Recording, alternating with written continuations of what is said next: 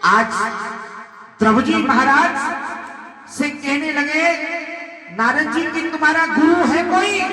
कि नहीं महाराज, मेरा कोई गुरु नहीं है। तो पहले गुरु बनाओ। अब गुरु कौन?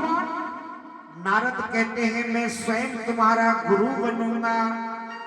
नारद जैसा गुरु जिसको मिल जाए तो भैया भगवान को पाने के लिए कोई कठिन उपाय करने की जरूरत नहीं है। आज द्रौपदी के लिए द्वादश मंत्र दिया। द्वादश मंत्र में आपको आपके गुरु है या नहीं मैं ये नहीं जानता, लेकिन द्वादश मंत्र बोलने का मुझे अधिकार है, मेरे गुरु ने दिया है।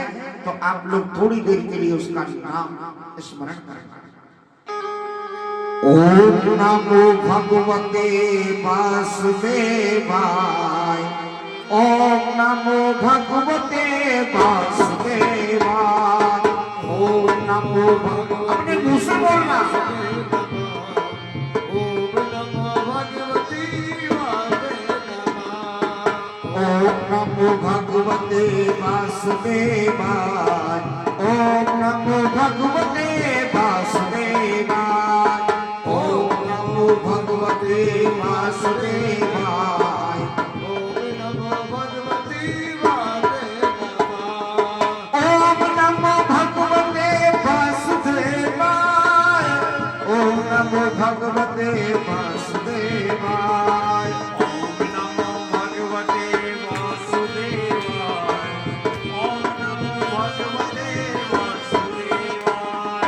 ओम नमो भगवते वासुदेवाय। ओम नमो भगवते वासुदेवाय। ओम नमो भगवते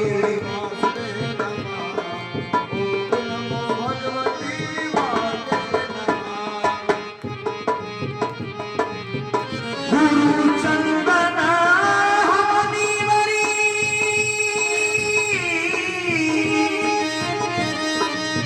गुरु चंदन हवनीवरी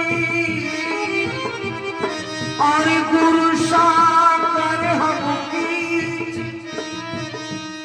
जहाँ गुरु के चरण है ताहि हमारो शीश। ओम नमो भगवते वासुदेवाय।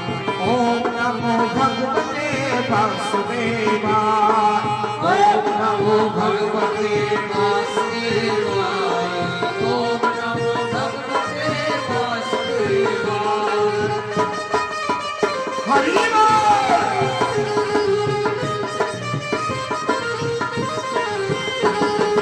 ओम नमो भगवते वासुदेवाय।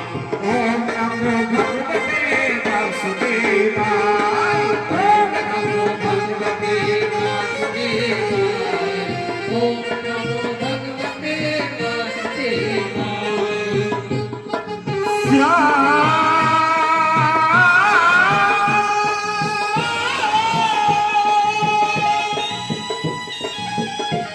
श्री राधे मेरी श्यामा, मेरी श्यामा।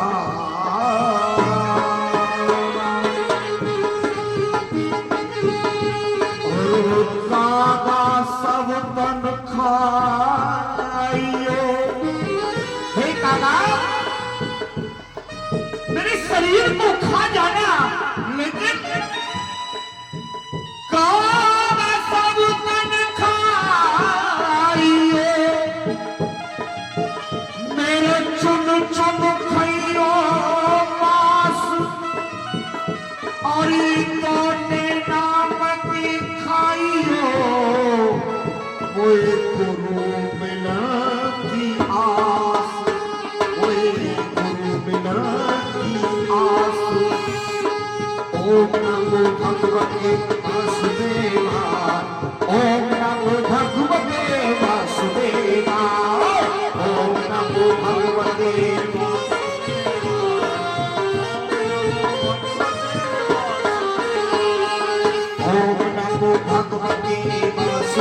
भगवान, ओम नमो भगवते वासुदेवाय। बोले गुरुदेव भगवान की। गुरुदेव भगवान नारद जी महाराज ने द्वादश मंत्र दिया और ध्रुव जी महाराज तपस्या के लिए बैठ गए। ध्यान देना कथा पर। ध्रुव जी महाराज आज बैठ गए तपस्या के लिए। अब 1 महीने तक ध्रुव जी ने केवल फल खाए। फल, वन में रोटी तो नहीं मिलती, फल खाए और जल पी करके तपस्या की। 3 महीने तक इसी प्रकार से चले। और ध्रुव जी ने कहां तपस्या की मालूम है? किस स्थान पर की? हमारे मथुरा में आगरा और दिल्ली रोड पर हाईवे है, नेशनल हाईवे। उस हाईवे के पास में जय गुरुदेव का मंदिर है, जिसको मधुवन बोला जाता है। उस स्थान पर आज भी ध्रुव लीला है, आज भी है ध्रुव लीला। उसी स्थान पर ध्रुव जी ने 5 वर्ष की उम्र में तपस्या की। हम कहते हैं ना कि भैया भजन किया करो, किसी जवान से कह दो, बालक से कह दो भजन किया करो, तो मालूम है वो क्या जवाब देते हैं? हो अभी तो बूढ़े होंगे जब करूंगा। भैया किसी ने देखा है हम बूढ़े भी होंगे या नहीं होंगे? क्या भरोसा इस जिंदगी का, साथ देती नहीं किसी का, कोई भरोसा नहीं है। इसीलिए परमात्मा का स्मरण तो जब हो जाए जब ही अच्छा है। लोगों को, सबको, गांव को मालूम होगा कि भागवत हो रही है नागल रानिया में, सबको विदित होगा। लेकिन आने के लिए समय नहीं है। लेकिन उसको समय नहीं कह सकते, उसको कह सकते हैं कि उनके भाग्य में नहीं है। गंगा पर रहने वाले हम लोग गंगा स्नान करने जाते हैं, जाते हो कि नहीं? आप लोग जाते हैं सब, हैं? तो क्या गंगा पर रहने वाले सभी जीव का तर जाते हैं क्या? भगवान के धाम को चले जाते हैं? नहीं। जाकी रही भावना जैसी, प्रभु मूरत देखी तिन तैसी। जिसका जैसा भाव है उसको वैसा ही नजर आएगा। यदि हम चोर हैं तो चोरी ही नजर आएगा, यदि हम गलत हैं तो गलत ही नजर आएगा, यदि हम साहूकार हैं तो साहूकार ही नजर आएगा। लेकिन हृदय का भाव थोड़ी देर में यदि हम मन चलायमान भी हो जाए तो कोई अच्छी बातें करने लग जाओ, आपका मन वही डट जाएगा। बोलो राधे राधे। क्योंकि भाग्य में नहीं है, अन्यथा भागवत, आहा, भागवत जैसा शास्त्र हमारे हिंदू धर्म का सबसे बड़ा ग्रंथ है भागवत, जिसको वेद कितने होते हैं? पढ़े लिखे भी लोग बैठे हैं, कितने होते हैं वेद? 4। शास्त्र कितने होते हैं? 6। पुराण कितने होते हैं? 18। 4 वेद, 6 शास्त्र, 18 पुराणों में 18वां पुराण भागवत है।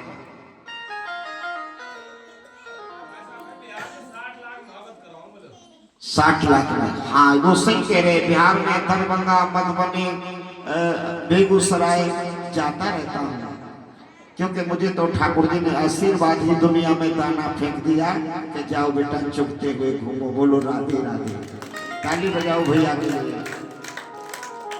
और जबकि वहां के लोग, वहां भी बड़े बड़े विद्वान हैं।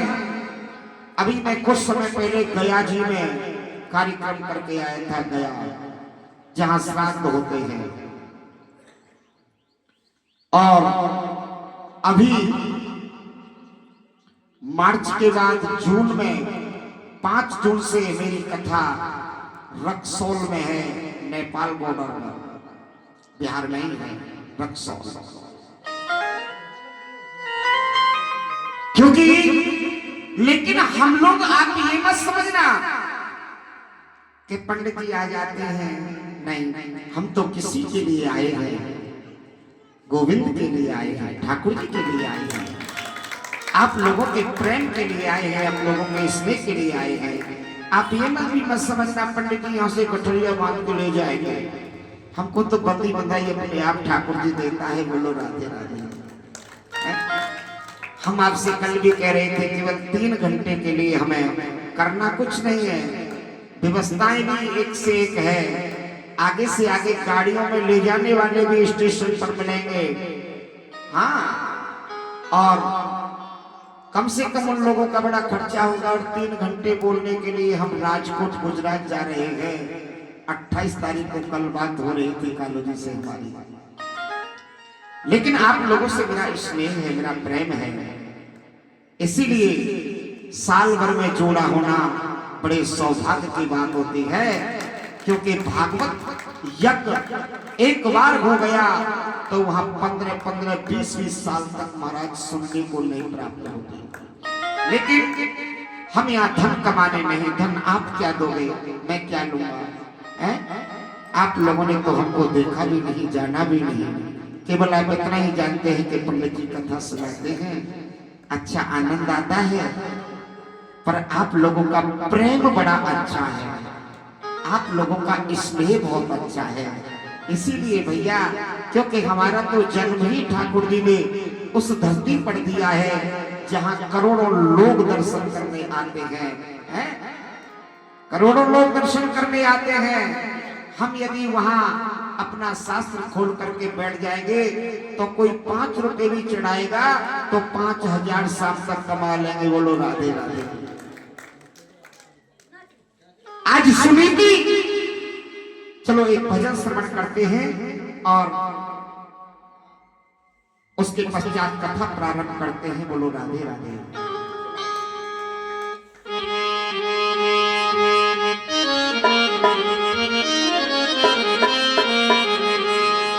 Hello hello hello hello.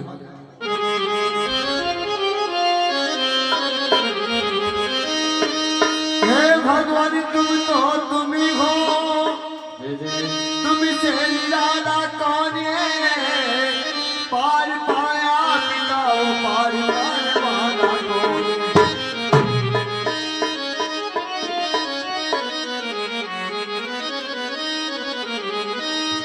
तेरी मैं तो प्रेमी दीवानी घर दिल जाने को। तेरी मैं तो प्रेमी दीवानी घर दिल जाने को।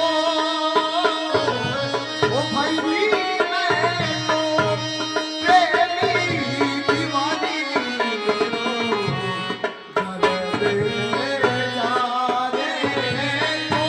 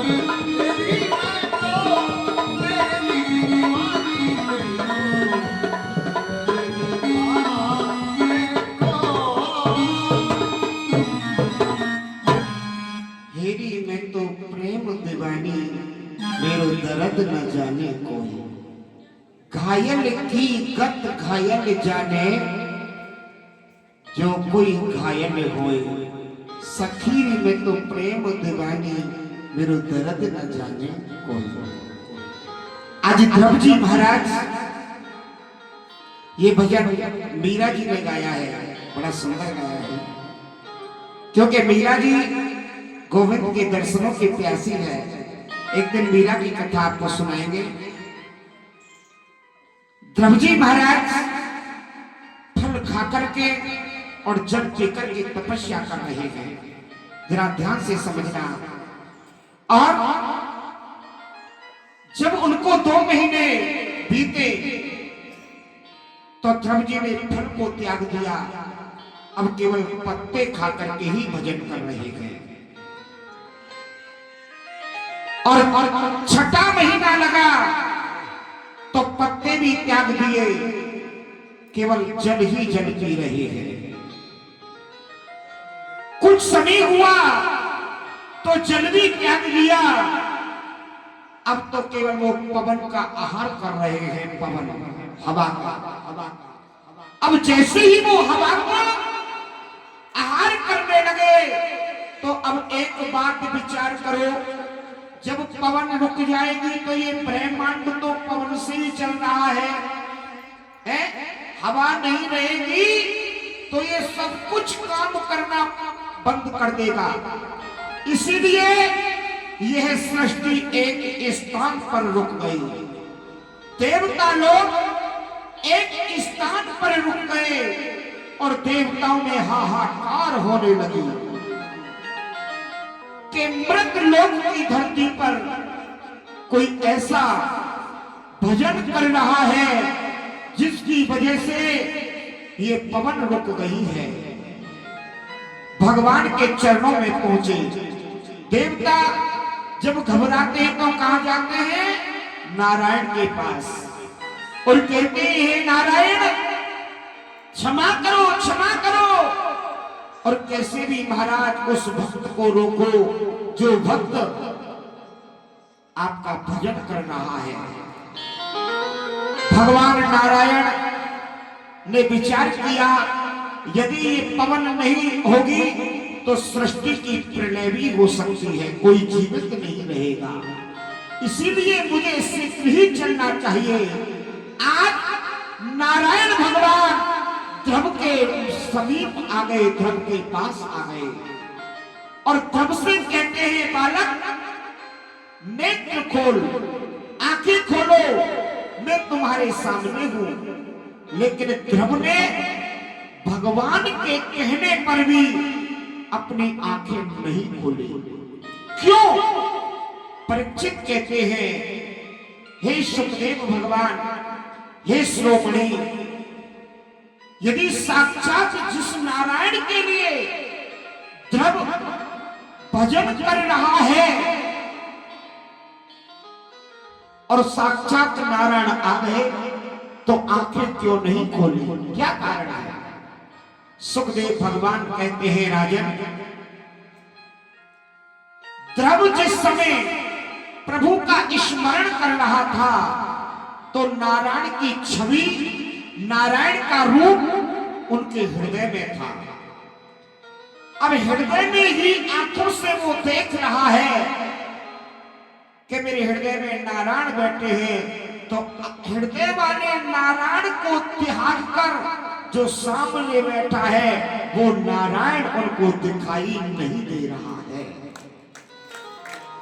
क्योंकि हृदय के नारायण को देखो, बाहर क्या रखा है। नारायण भगवान समझ गए कि इसे मेरा दर्शन हृदय में प्राप्त हो रहा है, तो भगवान नारायण ने अपनी छवि को ध्रुव के हृदय से निकाल लिया और निकाल करके जैसे ही ध्रुव से कहने लगे, ध्रुव बेटा आंखें खोलो, तो ध्रुव ने आंखें खोली तो जो दर्शन अपने हृदय में कर रहा था वही दर्शन आज ध्रुव साक्षात में कर रहा है और भगवान की ओर देखता ही रहे।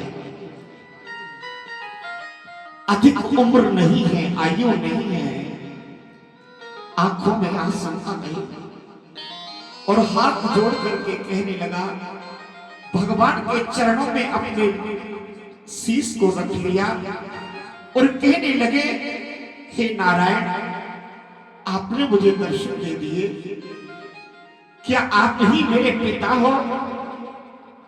मैं तो कुछ बोलना भी नहीं जानता, क्योंकि मैं तो अबोध बालक हूं, मैं तो अज्ञान हूं, मैं कुछ नहीं जानता, मैं आपकी स्तुति किस प्रकार से करूं? भगवान ने शंख, भगवान के हाथों में शंख है, शंख लेकर के आए और शंख आज ध्रुव के कपोल, कपोल कहते हैं गालों से लगा दिया, और जैसे गालों से लगाया आज ध्रुव महान विद्वान बन गए। 5 वर्ष के ध्रुव स्तुति बोलने लगे नारायण की, बोलिए नारायण भगवान की, और नारायण भगवान की गोदी में बैठ गया ध्रुव।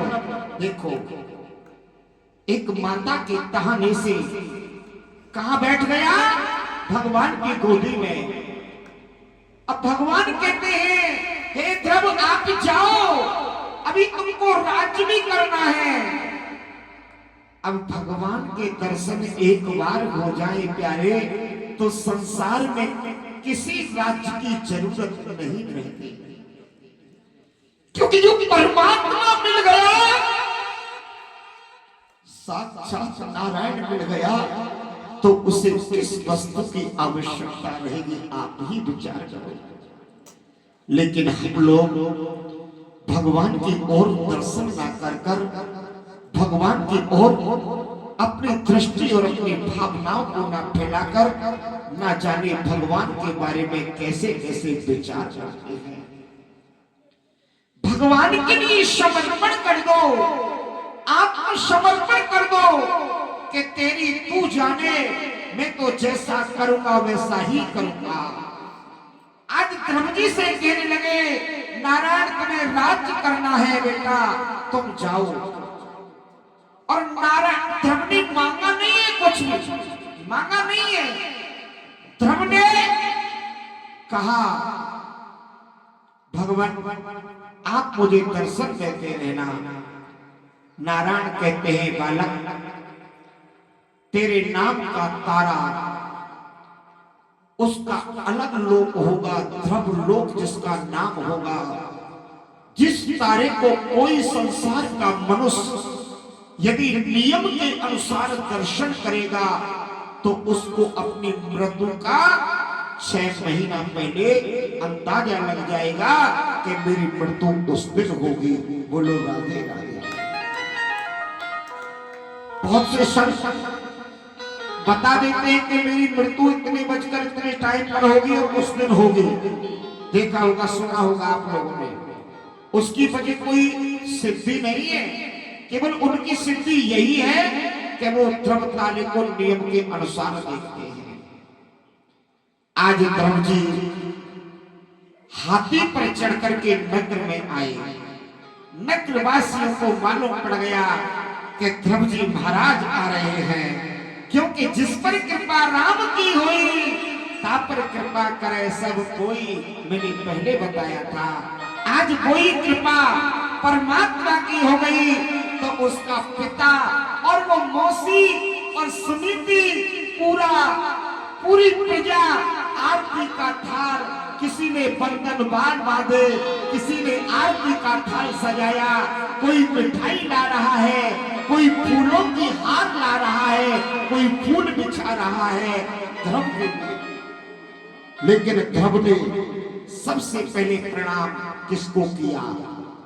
अपनी मां को नहीं, अपने पिता को नहीं, ध्रुव ने उसको प्रणाम किया जिसके कहने की वजह से वो भगवान को प्राप्त कर पाया कि मैं धन्य हो गया मौसी, मैं धन्य हो गया।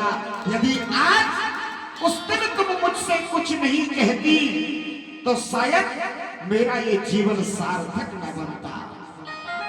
भैया, कभी कभी किसी का कहाना भी बड़ा अच्छा रहता है, पर आज के युग में आज के लोगों को कहना भी गलत लगने लगता है। क्यों? आज आप किसी बेटे से कुछ कह दो, किसी बेटी से कुछ कह दो, तो बेटी कम से कम 2 घंटे तक तो मुंह से नहीं बोलेगी और मुंह को ऐसे फुला लेगी, या बेटा फुला लेगा जो माता पिताओं से बोलना ही बंद कर देगा। और आप कहोगे कोई बात की कि बेटा झगड़ा करने के बाद, ताना देने के बाद, बेटा ये काम करने वो पड़ा। इसीलिए बदलाव है। हमें माता पिता की बात को कभी अस्वीकार नहीं करनी चाहिए। अरे माता पिता तो वो हैं जिन्हें हमने संसार दिखाया है। भगवान को कभी किसी ने नहीं देखा। यदि भगवान को देखा है तो माता पिता ही हमारे साक्षात भगवान है, जिसने हमें संसार दिखाया है। आज द्रौपदी महाराज के लिए उत्तानपाद ने राज मुकुट दे दिया, वो राज करने लगे और उत्तानपाद तपस्या को चला गया। पहले राजा पुत्र राज्य के योग्य हो जाता था तो उसे राज देकर के तपस्या करने चले जाते थे। भैया द्रौपदी महाराज राज कर रहे हैं। अब उत्तान सुनिचि का बेटा कौन है? उत्तम। एक दिन उत्तम यक्षों से संग्राम करने के लिए गया, झगड़ा करने के लिए गया, और यक्षों ने युद्ध में उसे मार डाला। और अब देखना, समझना ध्यान से। और उत्तम की मां उत्तम को खोजने के लिए वन में गई। वन में गई तो अचानक से वन में भीषण सी आग लग गई। अग्नि दावानल प्रकट हो गई और उस अग्नि में जल करके उसकी मां का गोविंदा है नमो नमः हो गया और उत्तम को यक्षों ने मार दिया। द्रौपदी महाराज को ये बात अच्छी नहीं लगी। तो क्योंकि भाई तो भाई होता है, भाई को यदि कोई मारे, भाई से कोई कुछ कहे तो भैया भाई तो कहते हैं भाई जैसी चीज नहीं, भाई जैसा प्यार नहीं, तकरार ना हो तो, और खीर जैसा भोजन नहीं, बीमार ना हो तो। भाई जैसा प्रेम इस संसार में दूसरा नहीं है। लेकिन आज हम लोगों ने शादी हुई और भैया का इतनी दुश्मनी हो जाती है जो भैया को सामने होकर निकल जाता है, लेकिन भाई से बात भी नहीं कर सकता है। इसीलिए हमें शास्त्रों से ये शिक्षा लेनी चाहिए कि जीवन में हम कुछ भी करें लेकिन भाइयों के प्रेम को कभी नहीं बदलना चाहिए। क्यों? एक बात बताओ भैया,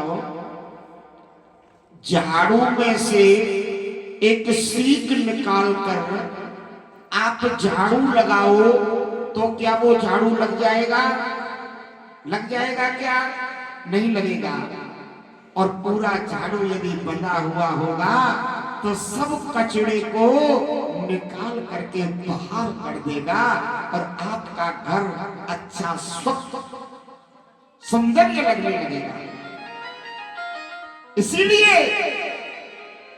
भाई को कभी बांटो मत, भाई में प्रेम रहने दो। माताओं में आपस में परिवार में प्रेम है तो समझ लेना उस घर में भगवान साक्षात विराजमान है। और जहां प्रेम नहीं है वहां प्यारे भगवान भी कभी आने में डर लगता है भगवान को। कहीं मुझे ना भगा दे। हाँ, प्रेम तो होना आवश्यक है ना। दो भाई हैं तो दो भाइयों की किस्मत अलग अलग होती है। एक भाई आईएएस आईपीएस बन जाता है और एक भाई बेचारा गरीबी में अपने जीवन को काटता है। लेकिन वो बड़ी गद्दी पर बैठने वाला भाई छोटे भाई को ये नहीं कह सकता कि भैया तू भूखा है या प्यासा है या कैसा है। क्यों? इस दुनिया में कोई किसी का नहीं है। अरे मतलब जब होगा तो 10 बार भाई के पास आएगा कि भैया फलाना काम। लेकिन एक बात कह दूं, अभिमानी अहंकारी कितना भी बन जाओ, लेकिन भाइयों से कभी अभिमान मत करो। फिर भी वो गरीबी में है, वो पैसे वाला है, फिर भी वो यही कहेगा भैया चिंता ना करो, मैं आपके काम को जरूर करूंगा। और यदि वो गरीब पैसे वाले से कहेगा कि भैया मेरा फलाना काम है, कल करेंगे, परसों करेंगे। यही संसार में होता है भैया। इस मतलब की दुनिया में कौन किसी का होता है? अरे धोखा वो ही देता है जिस पर भरोसा होता है। मतलब निकल गया तो पहचानते नहीं है, और जैसे चले जाते हैं जैसे कोई किसी को जानते ही नहीं है। और ना हम किसी के न कोई हमारा,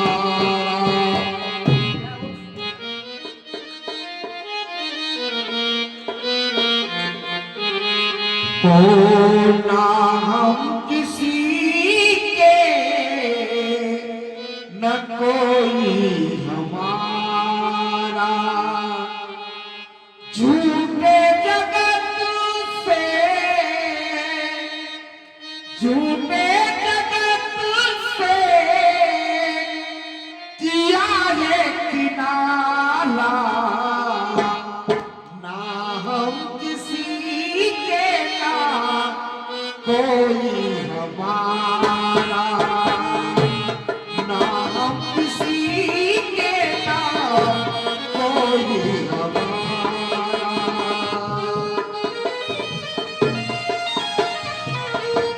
कोई किसी का नहीं होता भैया दुनिया में।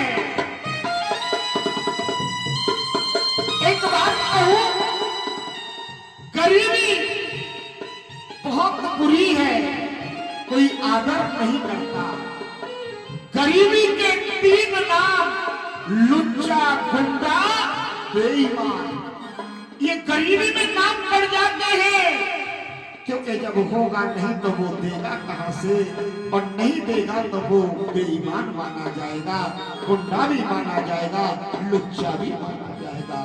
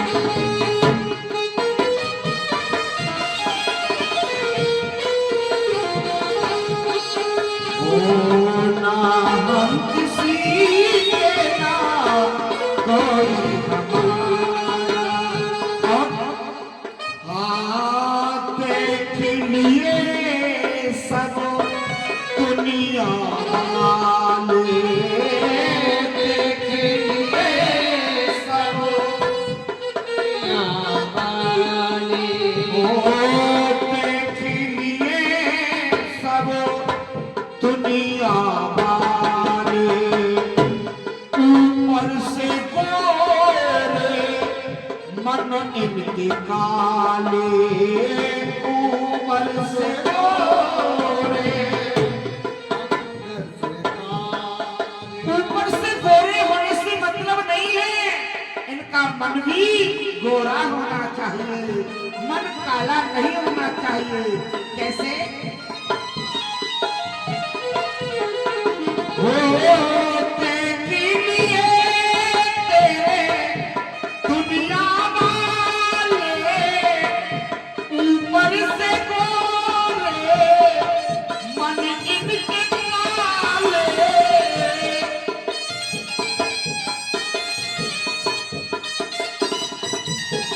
एक बात कहूं, आपको जीवन में किसी की परीक्षा लेनी है तो वो गरीबी में लेना, गरीबी में किसी के घर जाकर के देखना।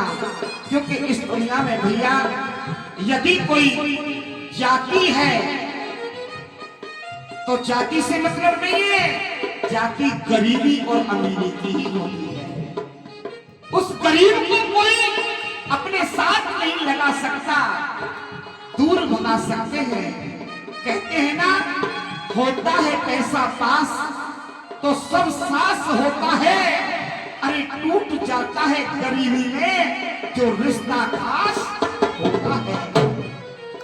हाँ, तेरी दुनियादारी देखी नहीं, तेरी दुनियादारी देखी नहीं, तेरी दुनियादारी ना हुई किसी की क्या होगी हमारी, ना हुई किसी की क्या होगी हमारी। ये किसी की नहीं है तो हमारी क्या होगी प्यारे?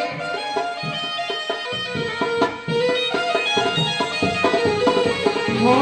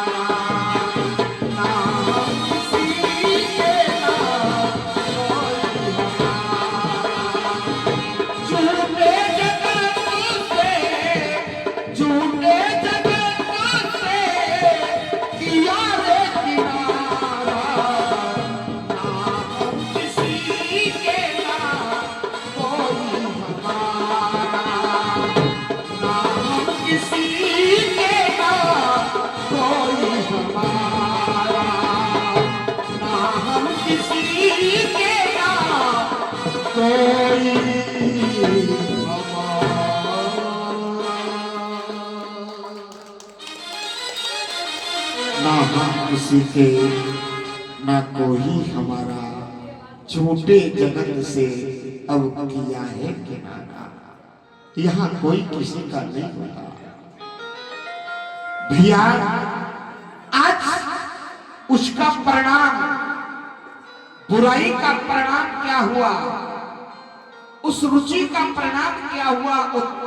उत्तम की माता का, उत्तम को यक्षों ने समाप्त कर दिया और माता को अग्नि में जल करके वसम हो गई। बोलो राधे राधे।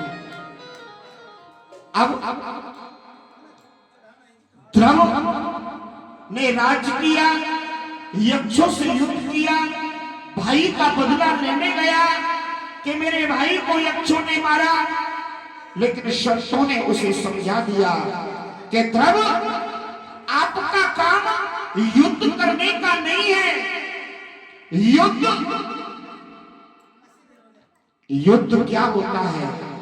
युद्ध कोई समझने की वस्तु नहीं होती।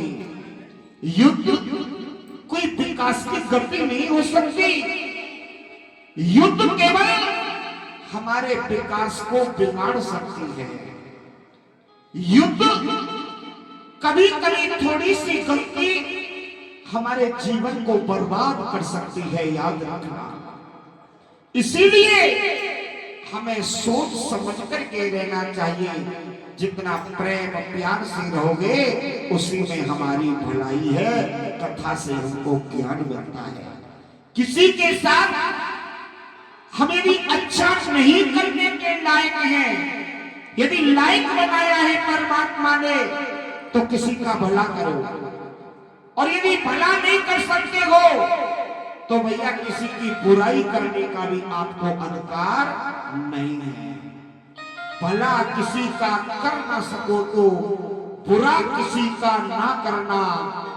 फूल नहीं बन सकते हो तो कांटे बनकर ना रहना, कांटे बनकर मत रहना। इतने भी मत कड़वे बनो जो हमें दुनिया खाए और बाहर थूक के साथ निकाल दे। इतने मीठे भी मत बनो जो कि हमको दुनिया खा भी जाए। केवल हित और अनहित को समझो कि इस कार्य करने से मेरा हित नहीं होगा तो मेरी आने वाली पीढ़ी को इसका हित होगा। साथ ही साथ तो फल नहीं मिल सकता। आप गेहूं पैदा करते हो, सरसों पैदा करते हो, तो भैया वो तीसरे दिन तो नहीं मंडी में ले जाई जाती। उसके लिए भी तो समय चाहिए नहीं चाहिए। और ये भी सोचो कि बीच में ना जाने क्या दंड दे दे विधाता। किसी ने जाना है क्या? कोई नहीं जानता। इसीलिए अपने आप तुम अच्छा ही करोगे, शुभ कर्म करोगे तो उसका फल साथ नहीं मिलेगा तो आपको अवश्य मिलेगा। ये सत्य मानना, यही शास्त्र की नीति है। बोलो जय श्री कृष्ण। ध्रुव जी महाराज जब उम्र हुई तो जीते जी मृत्यु काल बड़े ईमान में बिन आई ना ले, और जो कहूं आ जाए जेल में तो घर तक जाना दे। ये काल है ना, ये बड़ा ईमानदार है। जब इसका वादा होगा, रास्ते में वादा होगा तो ये घर जाने के लायक नहीं छोड़ेगा, रास्ते में ही चला जाएगा। बोलो राधे राधे। मृत्यु बिना बहाने के नहीं आती। बिना बहाने की कोई मृत्यु आई है? चाहे माथे में ही दर्द हो, चाहे बुखार ही चढ़े, चाहे ठोकर ही लगे, लेकिन मृत्यु तो आ गई। एक बार हम जा रहे थे, मथुरा से बैठे हुए थे और हम जा रहे थे गुजरात, अहमदाबाद। तो अहमदाबाद लाइन पर एक भैंसाना पड़ता है, भैंसाना। और भैंसाना में हम गाड़ी रुकी तो जल पी रहे थे, पानी पी रहे थे, गुरुजी के साथ थे। हम गुरुजी की सेवा में रहते थे उस समय। तो हम सभी उतर गए क्योंकि छोटे छोटे थे। हमको ट्रेन में बैठने का, स्टेशन देखने का, उतरने का तो बड़ा शौक था। अब हम उतर गए तो एक टंकी थी, अच्छी खासी टंकी महाराज जी, सत्य बता रहा हूं। उस टंकी पर हमने जल पिया और भी यात्रियों ने जल पिया, लेकिन एक ही आदमी उस पर जल पी रहा था। और उसके ऊपर टंकी अपने आप गिर गई। बताओ उसने क्या दोष किया है? कहाँ का था कहाँ का नहीं था। ट्रेन तो चल बसी, अब हमको ये मालूम नहीं पड़ा कि कौन कहाँ था। पुलिस वाले उसे उठा करके ले गए। इसीलिए पता नहीं है, काल बलीसो ना मोहरो बिन आई ना ले, और जो को मिल जाए जेल में तो घर तक जानना दे। इसीलिए हमें नियंत्रित रहना चाहिए, हमें भगवान के ऊपर भरोसा भी करना चाहिए। हम सब कुछ नहीं हो सकते, परमात्मा भी है। ध्रुव मृत्यु के सर के ऊपर पैर रख करके और सीधा ध्रुव लोक को चला गया। ध्रुव ने इतना बड़ा वरदान भगवान से पाया, जो मृत्यु नहीं हुई ध्रुव की, वो जीते जी अपने लोक को चला गया। बोलिए ध्रुव जी महाराज की। तो भैया भजन करने की उम्र नहीं होती, सबसे पहली बात। और हमको भगवान के दर पे आने से, देखो आप सूर्य नारायण भगवान की भी भक्ति किया करो। बताओ, सूर्य जब आप स्नान करते हैं, स्नान करके वस्त्र पहनो और वस्त्र पहन करके आप एक लोटा जल सूर्य भगवान को चढ़ाओ। जरा कौन कौन चढ़ाते हैं हाथ ऊपर करके बताओ हमें। बहुत चढ़ाते, झूठ तो नहीं, झूठ आप बोलेंगे नहीं, मुझे भरोसा है। बहुत सुंदर। अब मैं आपको एक नीति बताऊं कथा के माध्यम से। यदि हमारे घर में पति पत्नी में या पुत्र माता में कोई प्रकार की खटास चल रही है, तो आप सूर्य नारायण मीठा जल, यानी कि जल में बतासा डाल लो या चीनी डाल लो, ऐसा मीठा जल भगवान सूर्य को चढ़ाओ। और वैसे तो 12 मंत्र हैं, लेकिन एक ही बोलो, क्योंकि आप 12 याद नहीं कर पाओगे। श्री सूर्याय नमः। क्या बोलेंगे आप? गौर से समझना और सुनना, ये मैं आपको बहुत बड़ी साधना बता रहा हूं। सूर्याय नमः। और जल चढ़ा करके आंखें बंद करके भास्कर भगवान को ध्यान में कीजिए। जल जैसे ही चढ़ गया, और यदि आपके पास में गरीबी है, अधिक गरीबी है, तो उसमें केसर या उसको रंगीला कोई भी रंग में डाल सकते हैं। केसर तो कैसे आएगी, महंगी है, लेकिन आपको केसर नहीं मिले तो आप लाल रंग हो जाए जैसा उस जल में डाल करके और आप चढ़ाओ, और सूर्य भगवान को अपने ध्यान में लगाओ, और उसी जगह से जहां से आप जल चढ़ा रहे हो उसी स्थान पर में आओ। 7 बार परिक्रमा दे दो। परिक्रमा कैसे? उसी जगह पर यूं फिर जाओ 7 बार, लेकिन ध्यान में सूर्य भगवान को रखो। तो आपका कार्य सफल ना हो जाए तो आप बोलना कि पंडित जी हमसे झूठ कह के गए थे। बोलो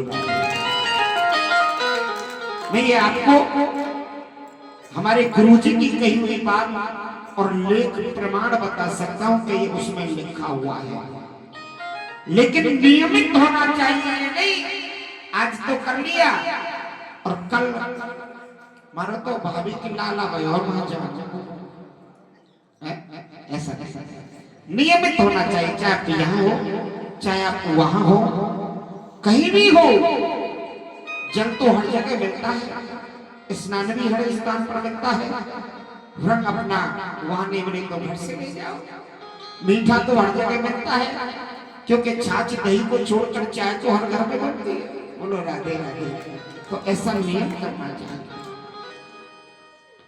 और अब एक कथा प्रभु जी महाराज की कथा आपने सुनी, ये बहुत ही सुख देने वाली है और इस कथा से हमें कुछ मैसेज भी मिला, संदेश भी मिला।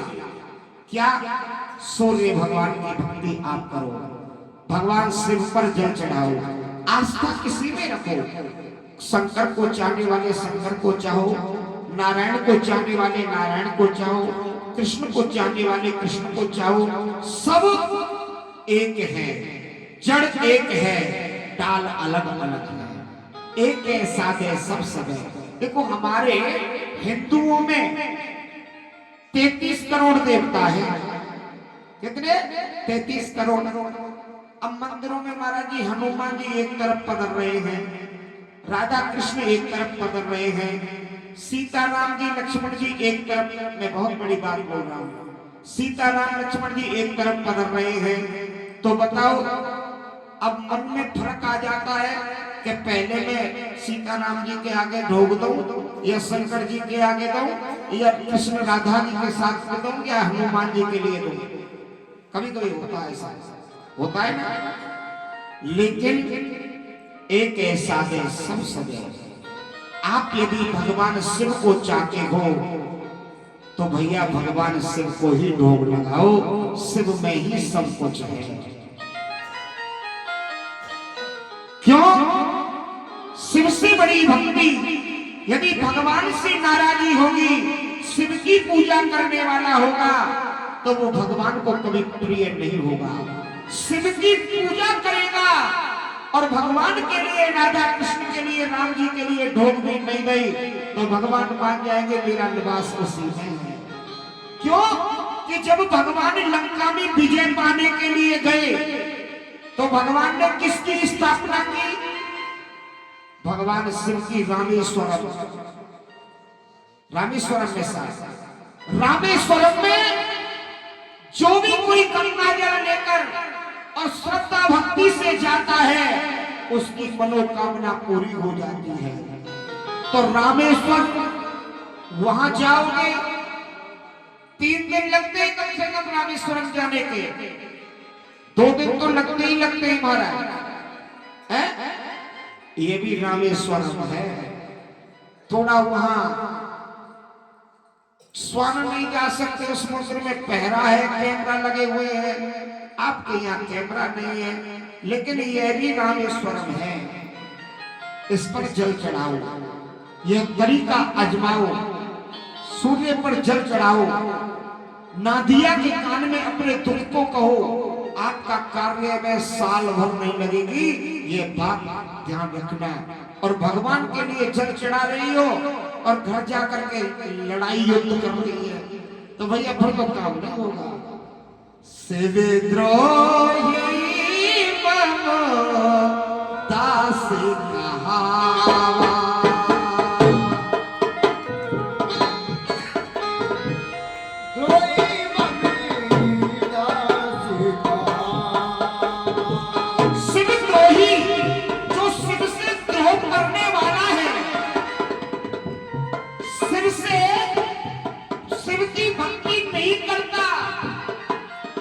मेरा होना चाहे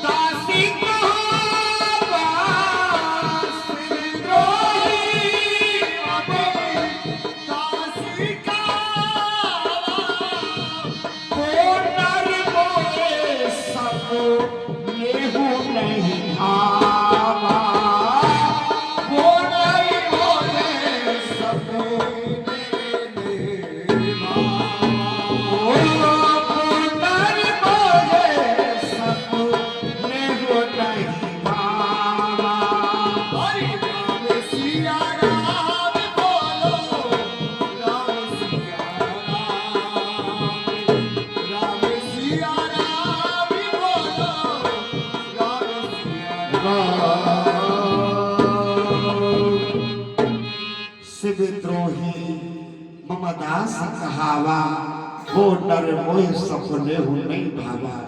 शर्म हर जगह करना, लेकिन भगवान के दरबार के लिए यदि कोई कहता है तो उसके लिए कभी शर्म मत करना, नहीं शर्म में रह जाओगे और अपनी बात को भगवान तक आप कभी नहीं पहुंचा पाओगे।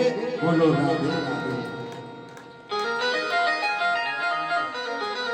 अब समय के अनुसार देखो, हम तो 5-5, 6-6 घंटे बोलते हैं। अब समय इतना ही मिला है आप लोगों से हमको, क्योंकि आपको जाकर के समझ गया, मैं आप भी समझ गए, दूध भी काटना है, इसीलिए हम वामन भगवान की कथा लेकर के आते हैं।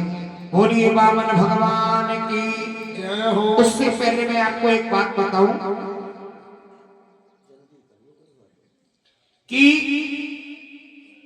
कल चतुर्दिवस है, चौथा दिन। वैसे तो 5वां दिन हो रहा है कल कलश यात्रा को लगाकर, लेकिन माताओं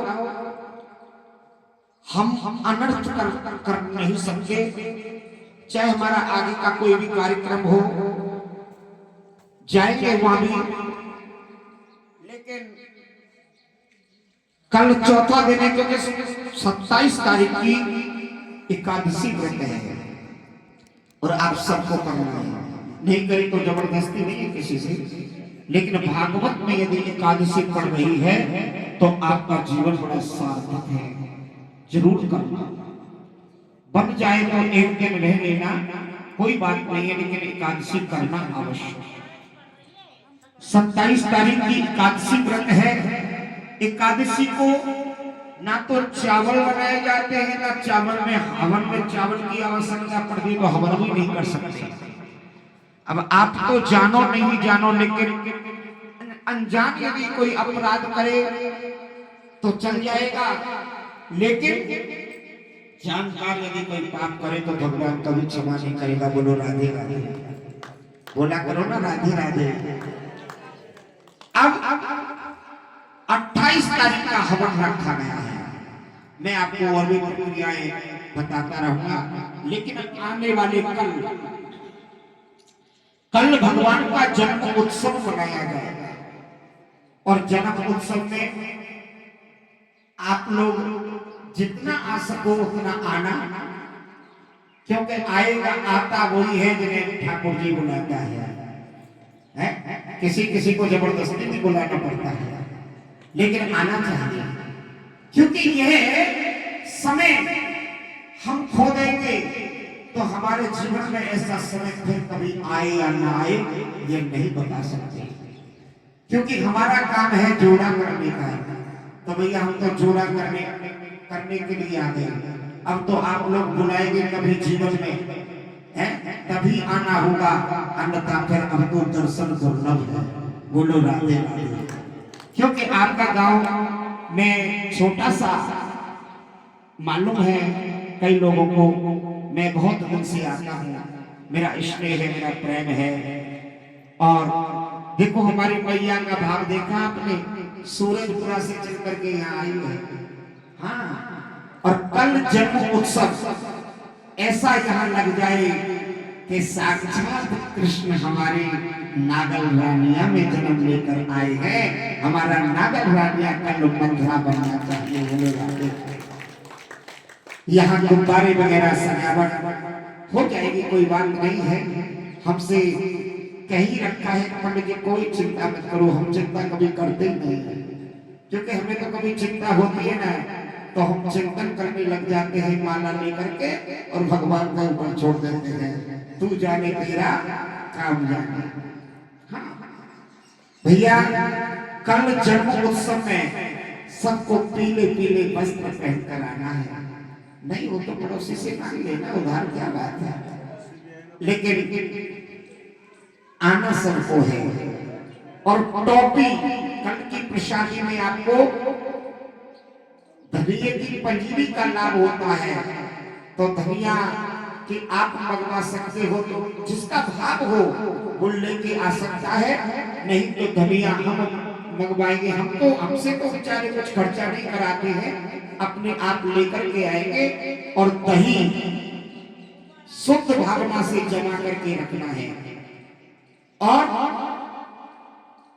टोपी टोपी जरूर लेकर के आना, वो आप लोगों के लिए। नंद घर आनंद भयो जय कन्हैया लाल की, नंद घर आनंद भयो जय कन्हैया लाल की। ऐसा सुंदर तरीके से कल आपको आना है। और अब कथा उत्सवों की है। आइए, राजा बलि एक राजा है, लेकिन वो राजा देवताओं का नहीं है। देखो, ऐसा नहीं है जैसे हम लोगों में भी कभी कभी भिन्न भिन्न धर्म बट गए हैं, उसी प्रकार से राक्षसों में भी अच्छे लोग होते हैं। दैत्य गुरु शुक्राचार्य जी महाराज, उनके शिष्य राजा बलि 99 यज्ञ कर लिए उसने। 100 यज्ञ करने से एक यशुमेधी यज्ञ होता है, और एक यशुमेधी यज्ञ होने से इंद्र के सिंहासन को जीत लिया जाता है।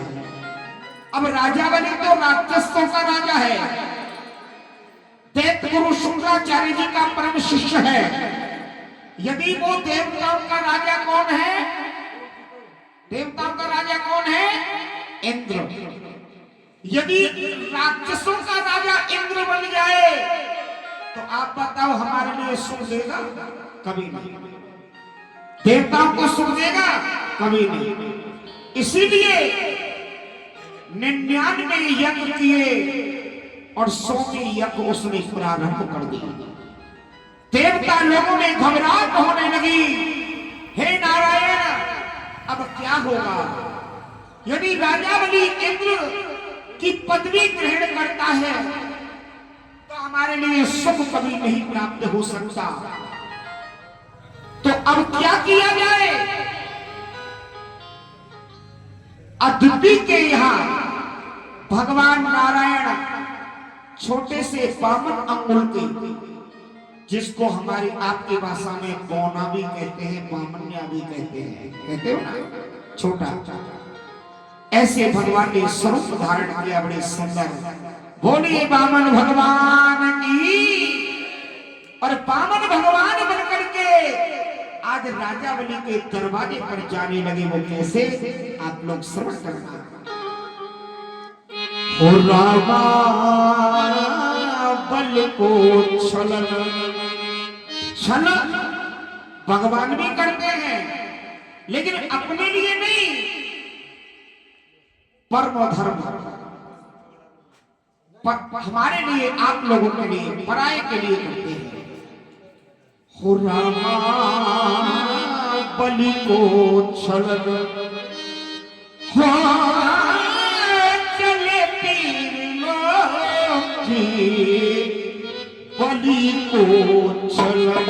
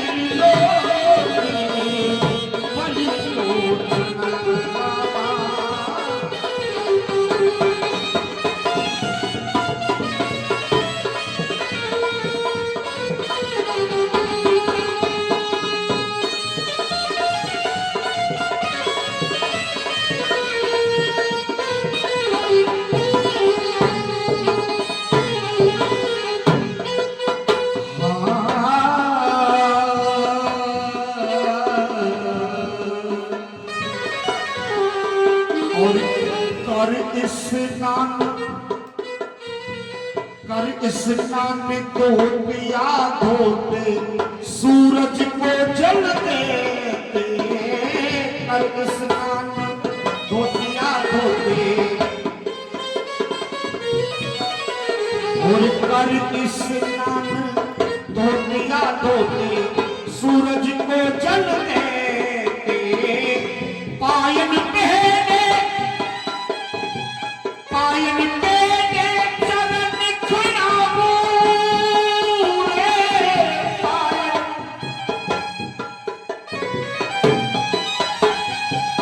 पायन पहने चरण खुलाओ, हाँ सर पर ओढ़िया में बजरंग अली को चलना, अली को चलना, वो जगे तीर लोकी, अली को चलना।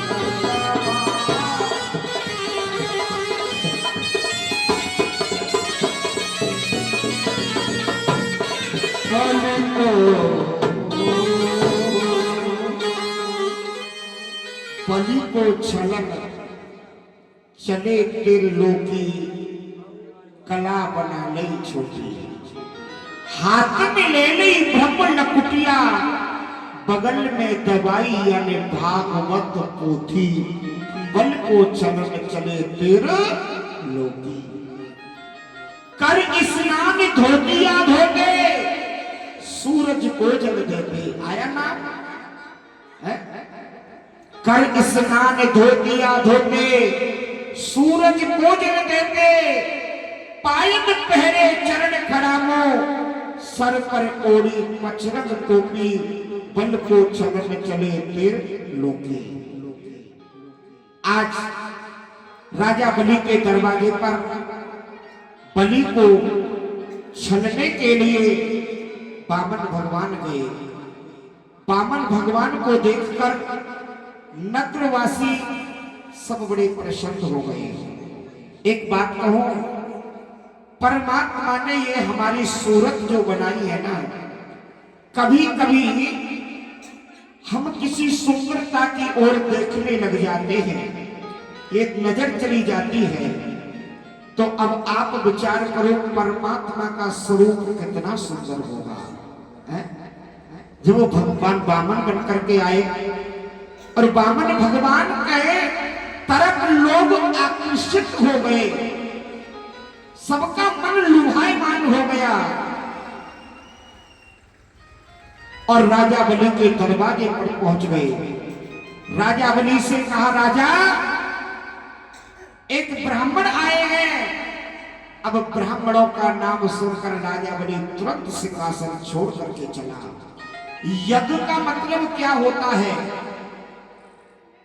हमारे दरवाजे से कोई भी खाली जाना नहीं चाहिए।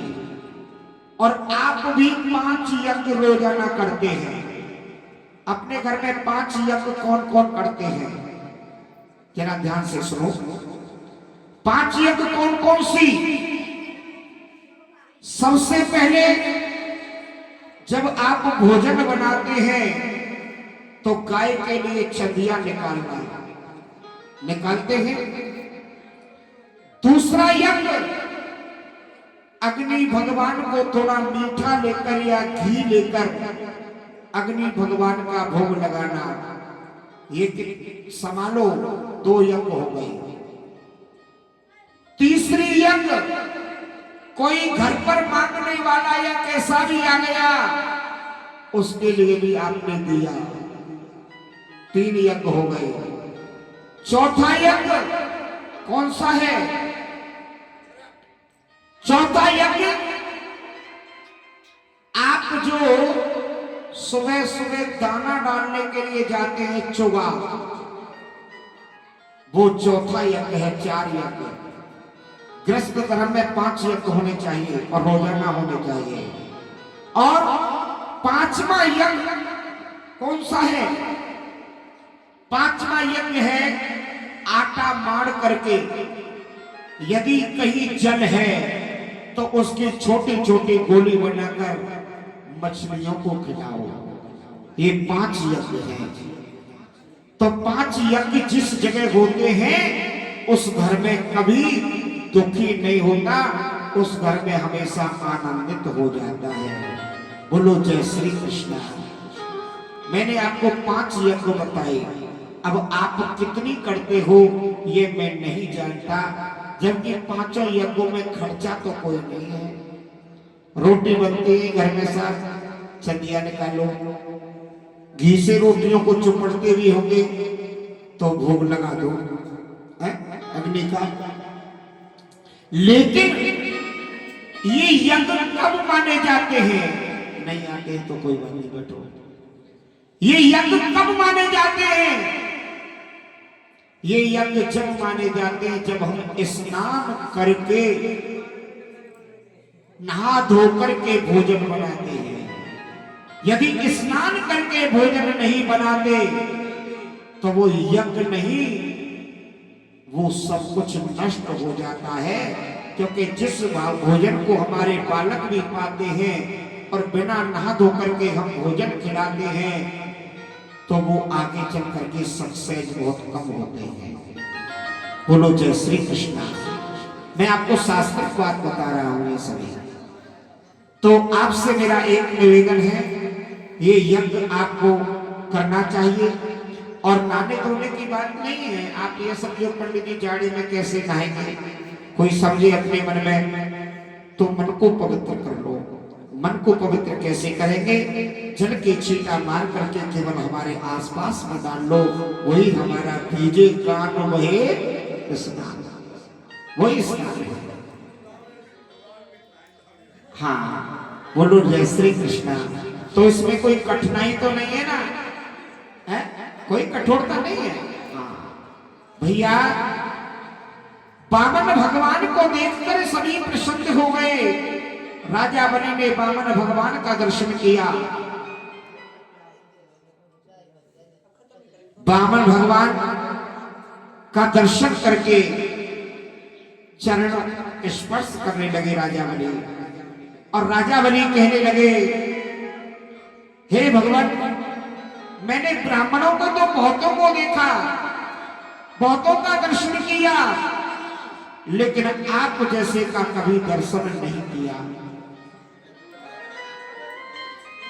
अरे पटेलो, आज बामन बन जाओ, कौन सी बड़ी बात है।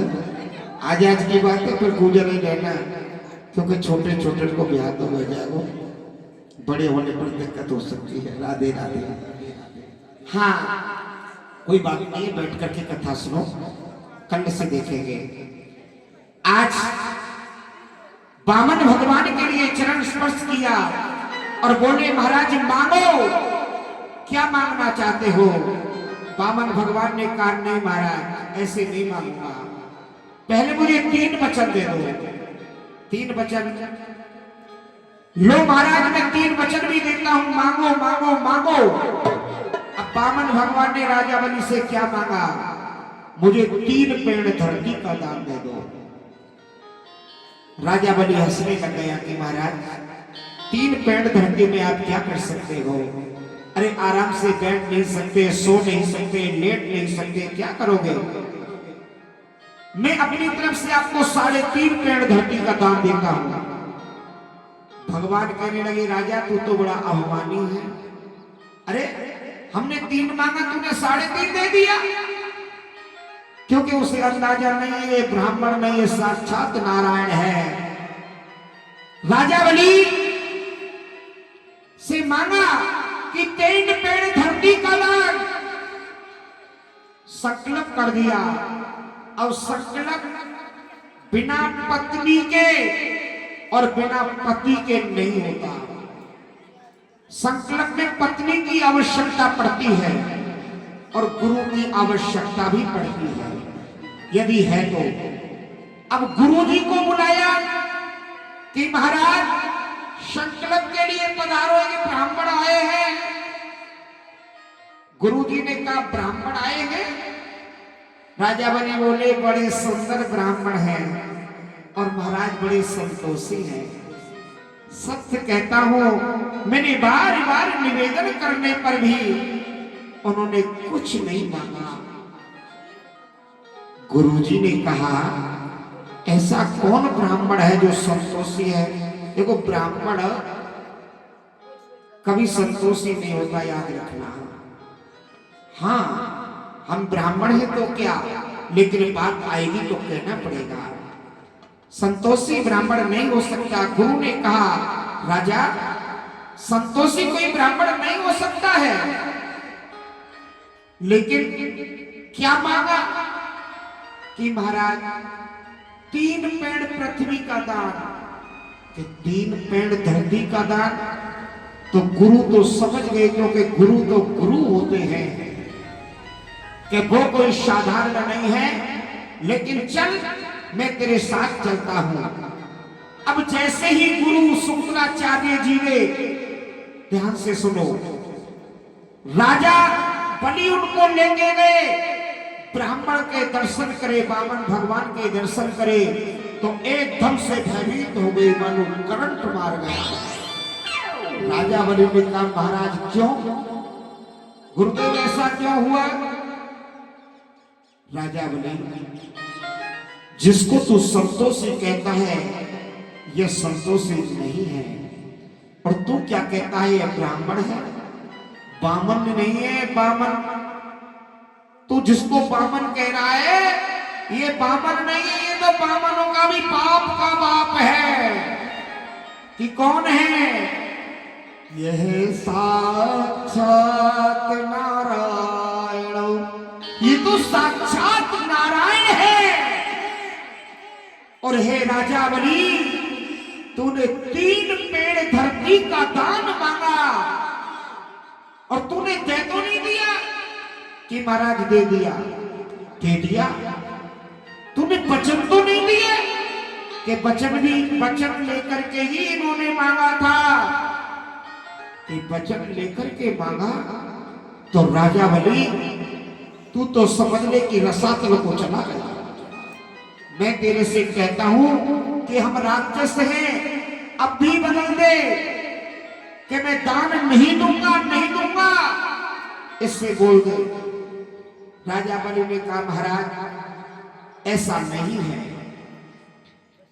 रघुकुल रीत सदा चल आई, प्राण जाओ पर वचन ना जाई। एक बार यदि मैंने वचन दे दिया तो मैं ब्राह्मण से किस प्रकार से जबरदस्ती से कह दूं कि मैं नहीं दूंगा। महाराज मेरे पर यह काम नहीं होगा। गुरु बार बार समझाते हैं कि राजा अभिमान अपमान मत कर, अभी मान जा, अभी तेरा कुछ नहीं बिगड़ा है। भगवान ने कहा कि संकल्प छुड़वाओ राजा बलि।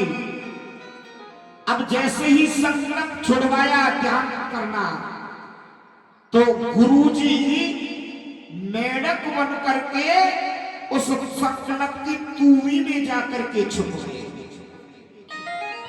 भगवान ने उसमें संकल्प जब छुड़वाते हैं तो उसमें तिनके की जरूरत पड़ती है, डाब, जिसको डाब कहते हैं। आपकी भाषा का मालूम नहीं क्या कहते हैं, जिससे डाब होती है, तो डाब की जरूरत पड़ती है। तो डाब जैसे ही भगवान ने किया तो शुक्राचार्य जी की एक आंख चली गई, और भगवान से कहने लगे हे नारायण मैं तो तुम्हें जानता हूं, लेकिन मेरी ये आंख किस लिए गई मुझे ये बता। भगवान कहते हैं कि शुक्राचार्य तुमने जो दान दे रहा था उसमें अड़चन लगाया, और दान के बीच में यदि कोई अड़चन करता है, अड़चन लगाता है, तो उसकी एक आंख इसी प्रकार से चली जाती है। यदि कोई दे रहा है तो देने दो, उसे रोको मत। हमसे जो बने हमको देना चाहिए, लेकिन हमको सोचना नहीं चाहिए हमें क्या करना है, क्योंकि चला जाएगा वो इस लोक में और परलोक में और आने वाली पीढ़ी के लिए वो दान हमारा अवश्य काम आएगा। ऐसा राजा बलि की कथा में है। अब भगवान ने 3 पेड़ धरती का दान मांगा और राजा ने कितना दिया? 3.5। एक चरण आकाश गयो, एक चरण आकाश गयो, और दूजो गयो ब्रह्मांड। जब ब्रह्मांड में वो चरण गया तो ब्रह्मा जी ने उस चरण को धो लिया जल से, और जल से धोकर के कमंडल में डाला, और कमंडल के जल में से एक बूंद से ये गंगा का उत्पन्न हुआ, जो गंगा आज हमारे पृथ्वी पर है। आप आरती में गाते ना, चरणों से निकली है गंगा प्यारी, जिसने सारी दुनिया तारी। जो दुनिया को तारने वाली वो गंगा है, वो गोलोक धाम में थी। इसे धरती पर कोई उतारने वाला नहीं था। सूर्य वंश के कई राजाओं ने प्रतिज्ञा कर ली कि गंगा को हम लेकर आएंगे, लेकिन गंगा को लाने वाला कोई पैदा नहीं हुआ। भागीरथ हुए सूर्य कुल में, जो भागीरथ ने बहुत तपस्या की और बोले मांगो क्या मांगना चाहते हो, कि गंगा जी आनी चाहिए। क्योंकि गंगा में जब तक हम अस्थियों को नहीं पहुंचाते, जब तक वो मृत्यु सत्य नहीं होती, याद रखना, उसकी मुक्ति नहीं होती। और फिर भैया कथा में तो ये भी दिया है कि जीते पे दंगम गंगा और मरे पर पहुंचा दो गंगा। है जीते जीते उसको परेशान कर रहे हैं, सेवा नहीं कर रहे हैं, और मरने पर आप भंडारा लुटा रहे हैं, तो वो भंडारा करना आपका कोई सुखदायक नहीं है। भंडारा तो कथा और भागवतों का, यज्ञों का होता है। मरने पर कोई भंडारा नहीं करना चाहिए, ऐसा भी शास्त्र बताते हैं। बोलो राधे राधे। सबसे बड़ा भंडारा पुराणों का होता है, जिसको महाप्रसादी कही जाती है। इसीलिए आज भगवान ने जब भागीरथ राजा हुए तो गंगा को जैसे कहा कि गंगा तुम्हें आना पड़ेगा, 7,000 पुत्र सूर्य वंश में ज्ञानी बन गए, बैरागी बन गए, और वो भस्म हो गए।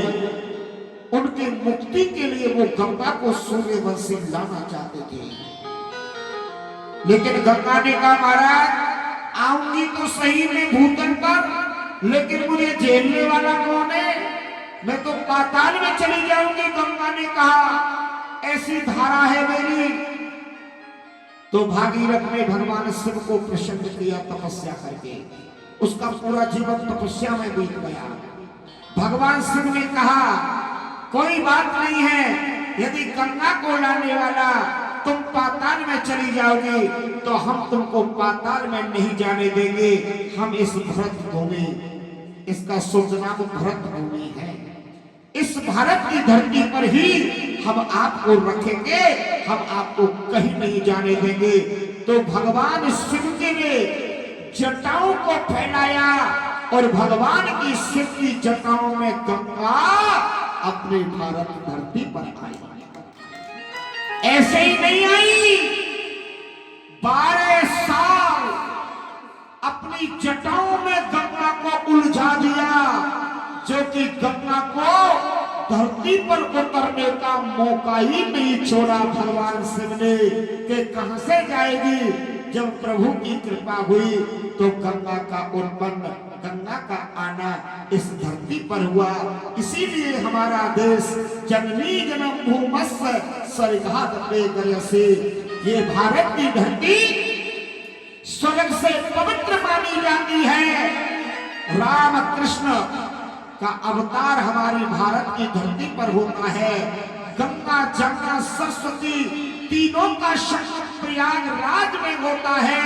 आप बताओ विदेशों में कभी भगवान का अवतार हुआ है? इसलिए स्वर्गहान पे हमने जो यहाँ आकर के जन्म लिया, हम बहुत बड़े भाग्यशाली हैं जो कि यहाँ रामायण कथा अब तो भारत में नहीं महाराज विदेशों में भी कथा हो रही है।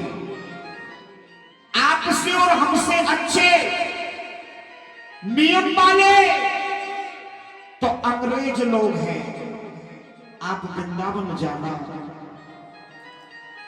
अंग्रेज इस्कॉन मंदिर है, हर बड़ी सिटी में मिलेगा। बॉम्बे में भी मिलता है, कलकत्ता में भी है, दिल्ली में भी है, हर बड़ी सिटियों में मिलता है इस्कॉन मंदिर। क्योंकि हम लोग हरे कृष्ण हरे राम में भी मिले हुए हैं, जुड़े हुए हैं, तो कभी कभी जाने का हमें मौका मिलता है ठाकुर जी की कृपा से। तो हरे कृष्ण हरे रामा अंग्रेज लोगों के पास जाना, कितने भी लोग जा रहे हो उनको कोई मतलब नहीं है, वो केवल आंखें बंद करके भजन कर रहे हैं। सत्य बता रहा हूं आपको, आप कितनी भी कोशिश कर लेना, लेकिन उनकी आंखें भगवान से डिग नहीं सकती हैं। हम परिक्रमा लगाएंगे, गिरिराज जी की 7 कोस की परिक्रमा है, केवल हम लोग आप लोग बुराई करेंगे एक दूसरे की, क्योंकि मंदिर में ही ना माने तो वो तो बहुत लंबा सफर पड़ जाता है। 7 कोस का 21 किलोमीटर हो गया। लेकिन वो लोग रोजाना परिक्रमा लगाते हैं, क्योंकि हम वहीं के नजदीक के निवासी हैं, तो हम दर्शन करते हैं, देखते हैं। तो वो कोई किसी से पति पत्नी भी जा रहे हैं, परिक्रमा लगा रहे हैं, तो वो आपस में बातें नहीं करते, गौमुखी भजन करते हैं और वो परिक्रमा लगाते हैं आज भी। तो भैया कहने का मतलब, भक्त बन तो ऐसा बन प्रभु भक्ति की हट कर दे, और भजन के जोर से यमराज का खाता रद्द कर दे। भजन कर हे मेरे मानस, ये बदलिया गम की छाई है, और भजन के जोर से उसने लाखों की बिगड़ी बनाई है।